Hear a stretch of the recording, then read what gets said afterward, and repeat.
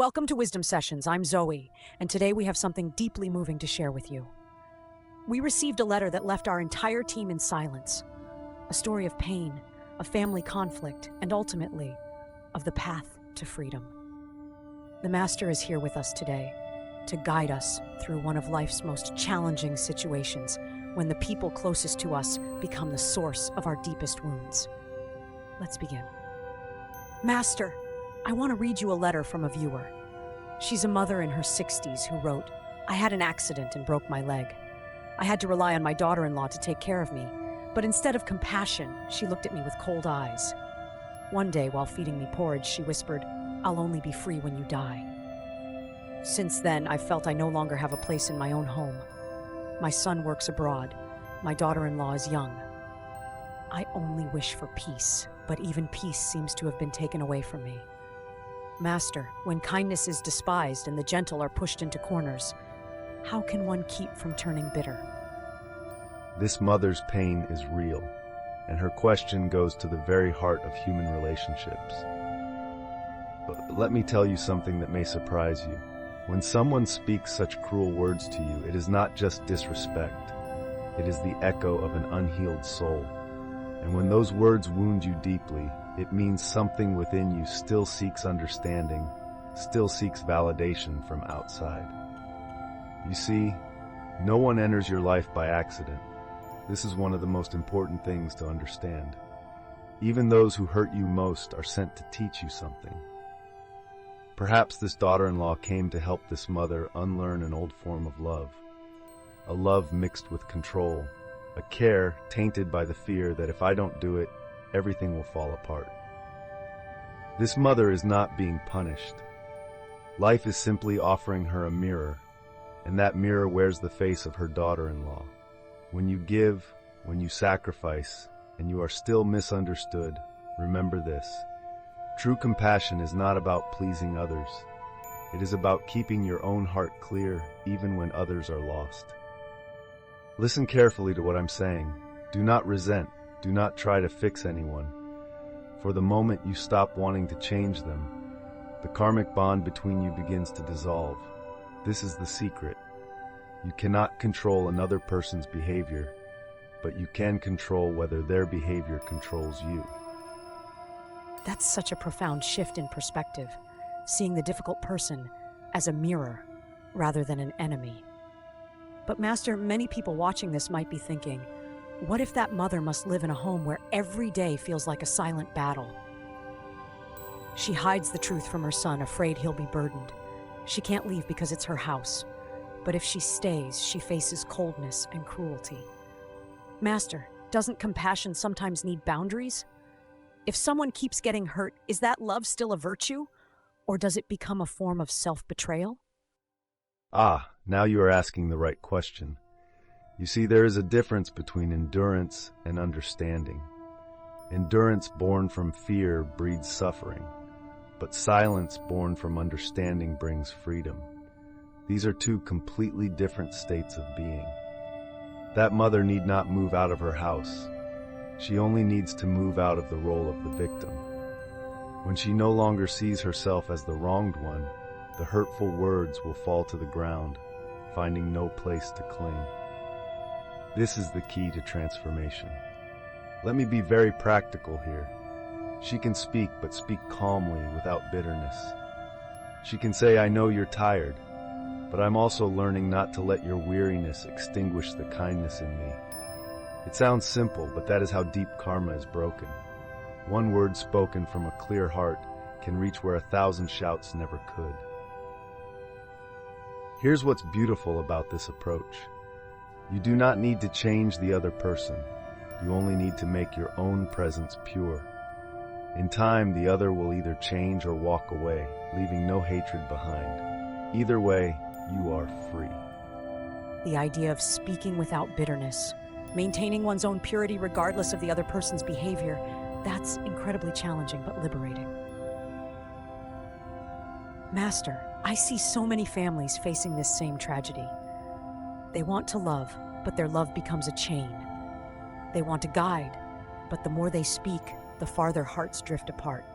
If every day under one roof feels like walking on thin ice, how can one keep both their sense of duty and their inner peace? You have touched on something very important here. This confusion between love and control destroys more relationships than hatred ever could. Let me be very clear. Compassion is not endurance. Compassion is non-reaction. If the daughter-in-law is angry, that is her karma. If you react to that anger, that karma passes to you.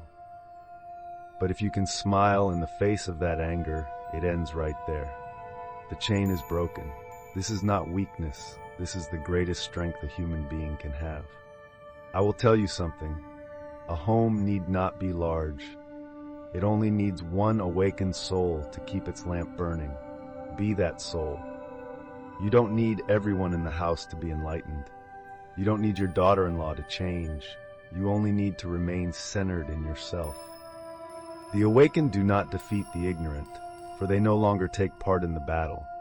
They simply light a candle and let the darkness retreat on its own. This is the way.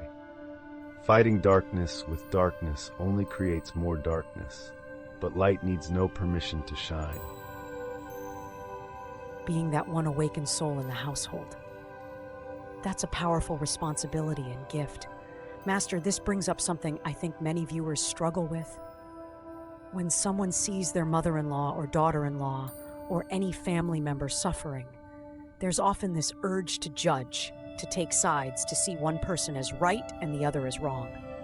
How do we move beyond that judgmental perspective? This is where real spiritual maturity begins. You see, every soul is learning in its own way. The daughter-in-law in this story is learning patience with her own anger. The mother is learning love without condition. Both are exactly where they need to be for their growth. When you see that truth, when you really understand it, every wound transforms into compassion. Each insult becomes a reminder. Do not lose your kindness because someone else has yet to find theirs. This is not just philosophy, this is practical wisdom for daily life. Let me share something with you. The moment you judge another person, you have separated yourself from them. And in that separation, there can be no understanding, no healing, no love. But when you see that person as a soul still learning, still struggling, still wounded from their own past, suddenly compassion arises naturally. I have observed thousands of people in family conflicts. The ones who suffer most are those who insist on being right. The ones who find peace are those who choose to be free instead of right. And that mother can make that choice right now in this moment. Choosing to be free instead of right. That's something our whole society needs to hear, not just in family conflicts, but everywhere. Master, for someone in that mother's situation right now, listening to this, what would be your final guidance? What can she do today, tomorrow, to begin this transformation? I will give her something very practical to work with. Every morning before anyone else wakes up, sit quietly for just 10 minutes. Not trying to meditate, not trying to solve problems, just sitting with yourself, watching your breath, feeling your aliveness. In those 10 minutes, remind yourself, I am not this pain. I am not this situation. I am the awareness that watches it all. This is your anchor. This is your inner refuge that no one can take from you, no matter how cruel their words. Then throughout the day, practice this. When the daughter-in-law speaks harshly, instead of immediately feeling hurt, pause for just 2 seconds. In those 2 seconds, observe the hurt arising. Don't suppress it, don't express it, just watch it. This small gap is where freedom lives. And one day, I promise you this, that mother will smile even when harsh words are spoken. Not a fake smile, not a forced smile, but a genuine smile that comes from knowing she has conquered her own ego. That is true liberation. That is when you are no longer a slave to anyone's opinion, anyone's behavior. Remember this, the hardest part of forgiveness is not forgiving others. It is refusing to let pain turn you into someone else. Keep your heart soft even when the world is hard. This is the greatest victory. That 2-second pause, Such a simple practice, but it contains everything. The gap between stimulus and response, that's where our freedom lives.